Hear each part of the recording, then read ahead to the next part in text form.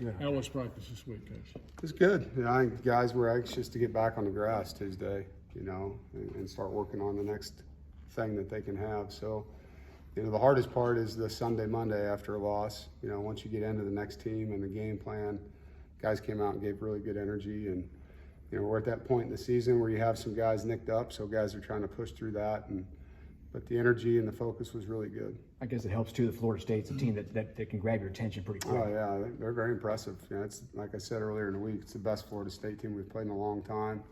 Very athletic offense, you know, experienced team because they grabbed a lot of older players out of the portal. Quarterback's playing tremendous. Their defense, you know, doesn't do a lot, but they do it well. They play fast, so really good football team, and also a team coming off a loss that'll be hungry to come in here. How much have you missed Trent Penix, and how's he progressing? Yeah, you know, I mean, losing Dylan Parham to graduation and the NFL, and now Trent, you know, two really good players. And so, you know, Trent in this game was huge last year in that win. Mm-hmm. So we miss him. You know, hopefully we'll have him back next week or the week after. Probably trending, you know, towards next week. But worst case, we'd have him for the rest of the season after the bye. But he's doing really good, and he was out there running around today. But he's not ready for this one. But we miss him. I mean, he's a weapon at that position. Do any of your goals change, Coach, with the loss to Clemson? No, I mean, we have to control what we control. We have 7 opportunities in the regular season, and we got to go one at a time. As you guys have seen, college football changes week to week, you know. I mean, all the hype's on a team, and then, you know, things change, and then all of a sudden it's different each week, and there's a lot of football left, you know. So you can't let one loss turn into another because you're not focused. You know, we need to get our best back out on the field and go play as well as we can.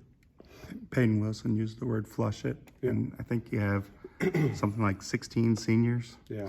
And then you throw in, or 16 juniors and seniors, then you throw in the 2 kicking specialists. Right. So it'll make it easier to flush it when you have that kind of experience?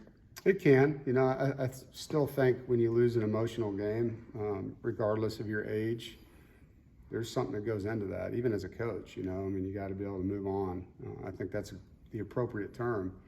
But it's a 24-hour rule we have, win or loss, and, you know, whether you're grieving the loss or, you know, celebrating the win, you got to move on and get ready for the next game. You're saying Monday you want to see some more 50-50 balls thrown. Yeah. I asked Coach Beck about that yesterday, and he said that defenses are really trying to take that away from you all. But how much are you saying that's the case, or maybe a need to establish the run more to open that up? What are you seeing there?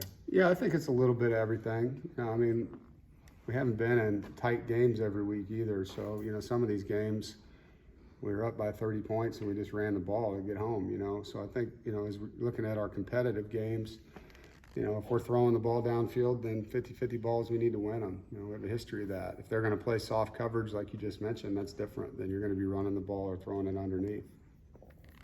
Is that good, guys? That it?